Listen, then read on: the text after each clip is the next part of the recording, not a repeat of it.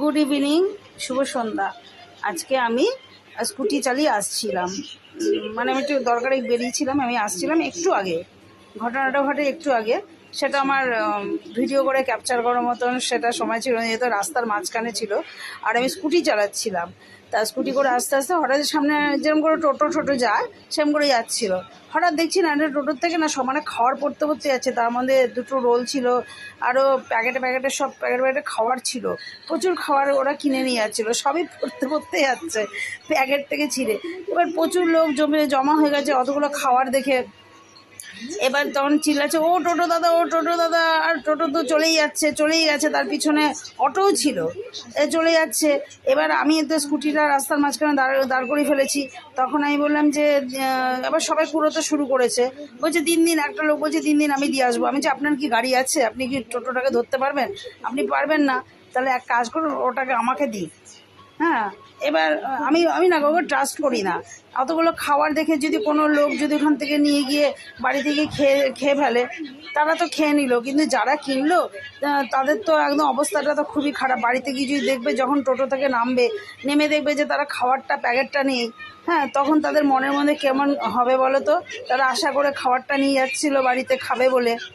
তা এবার যারা নিয়ে মানে যে আর কি পেয়েছিল, মানে পেতো আর কি, যারা, আমি কাউকে যদি ট্রাস্ট করে আমি বলতাম ঠিক আছে আপনারাই দিয়ে আসুন, সে তো তার বাড়িতে গিয়ে তো খেয়েই নিত।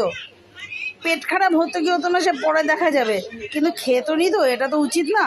আমি কি করেছি, সঙ্গে সঙ্গে মানে বেশ ভারী ওজন, আমি সব কটা প্লাস্টিকের মধ্যে ভরে আমি স্কুটিটা একটু জোরেই চালিয়েছি।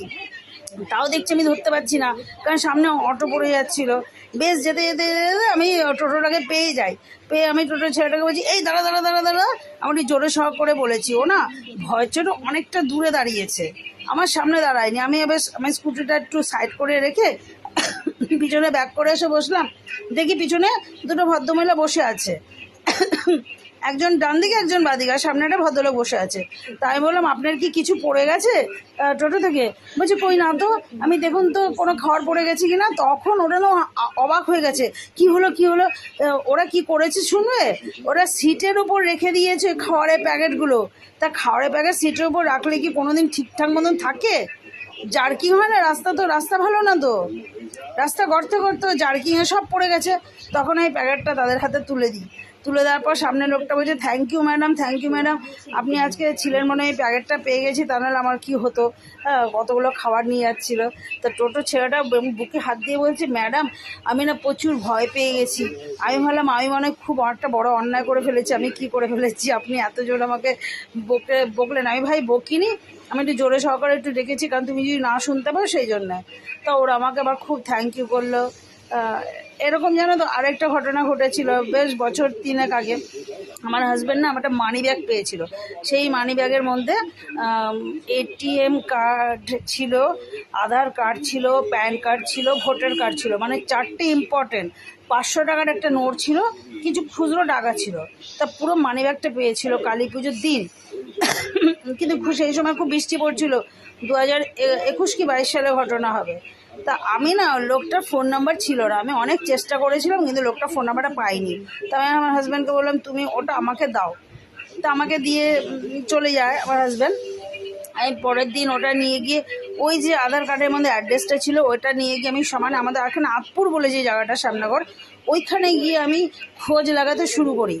তা খোঁজ লাগাতে একটা এই দোকানে বলছি, ওই দোকানে বলছি, কেউ চিনতে পারছে না, কেউ বুঝতে পারছে না। কারণ আধার কার্ডের ফটোগুলো দেখবে মানুষের মুখের সাথে মিল থাকে না, ওটা যেন কেমন কেমন দেখতে হয়। তা করতে একটা লোক কী করলো, জেরক্সের দোকান ছিল, সে বাইরে বেরিয়ে এসে আমাকে নিয়ে একে জিজ্ঞাসা করছে, ওইকে জিজ্ঞাসা করতে একটা বাচ্চা মেয়ে হেঁটে যাচ্ছিলো। তো ওকে বললো তুমি কি চেনো এই লোকটা? তখন বলছে যে হ্যাঁ হ্যাঁ হ্যাঁ আমি চিনি, উনি তো আমার স্যার হয়। অ্যাকচুয়ালি ওই লোকটা টিচার ছিল, ইংলিশ মিডিয়াম স্কুলে পড়াতো।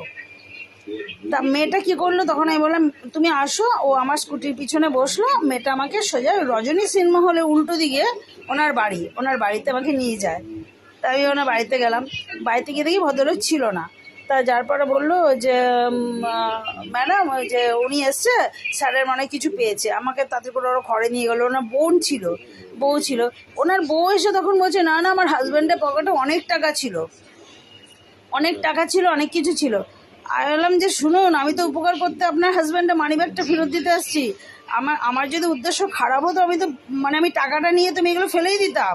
তা আপনার হাজব্যান্ড এইগুলো যে তৈরি করতে কতটা সময় লাগতো, কতটা মাথার ঘাম পায়ে ফেলতো, সেটা কি আপনার আন্দাজ আছে? আমার কি চুরি করার ইচ্ছা থাকলে আমি তো নিয়ে নিতাম টাকাটা। আপনার হাজব্যান্ডের এত টাকা ছিল না। তা আপনার হাজব্যান্ডকে ফোনটা লাগান। তা ফোনটা লাগানোর পরে উনি আমার সাথে কথা বললো। বললাম দাদা কত টাকা ছিল? তা উনি ঠিকঠাক বলেছিল যে এই টাকাটা ছিল। তারপর উনি তাতে করে বাড়িতে আসার পর ওনাকে যখন মানিব্যাগটা দিলাম, উনি তো হা হয়ে গেছে। বলছে এরকমভাবে আমি যে ফিরে পাবো সেটা আমি কোনোদিন আশা করিনি। কারণ এই যুগে এত ভালো লোক কেউ হয় না যে কেউ কোনো কিছু পেয়ে তা সে বাড়িতে এসে আমাকে পৌঁছে দেবে, এরকম কোনো দিনও কিছু হয় না। ওনার যে বোন ছিল উনি আবার আমাকে জড়িয়ে ধরে না খুব আদর করেছে। প্লাস উনি আমাকে একটা গিফটও দিয়েছিল। ওনাদের সব নন বেঙ্গলি ছিল তো, গলার একটা চেন ফেন ওইসব আমি পড়ি না, কিন্তু আমি ভালোবেসে দিয়েছি। নি এবার লোকটা কী করেছে শুনবে, উনি খুশি মনে আমাকে 100 টাকা দিচ্ছিল। 100 টাকা দিচ্ছিল। তা আমি বললাম যে দাদা, আমি 100 টাকার লোভে আপনার মানিব্যাগটা ফেরত দিতে আসিনি। আমি বুঝেছি আপনার এখানে ইম্পর্টেন্ট ডকুমেন্টস ছিল, টাকাটা কোনো ম্যাটার করে না, ঠিক আছে? আমার টাকা চাই না, আপনি একটা আমার হাজব্যান্ডকে ধন্যবাদ দিয়ে দিন। আমার হাজব্যান্ড আপনার মানিব্যাগটা পেয়েছিল আর আমি পৌঁছে দিয়ে গেলাম আপনাকে, আমাকে কিচ্ছু দিতে হবে না। তখন ওনার বোন ওনার দাদাকে বলেছিল, দাদা তুমি এটা কি বলছো? ওনাকে দেখলে তুমি বুঝতে পারছো না উনি কতটা ভদ্র বাড়ির বউ? তা এরকম জানো তো, মানুষের উপকার করতে পেরে আমি খুব আনন্দিত। এরকম অনেক সময় অনেক কিছুতেই আমি মানুষের উপকার করে থাকি। ভালো লাগে আমার এসব। আমি কোনোদিন এই ধরনের শিক্ষাতে বড় হইনি। আমার বাবা মা আমাকে খুব ভালো শিক্ষায় মানুষ করেছে। তাই তোমাদের সাথে আজকে আমি একটু শেয়ার করলাম। টাটা।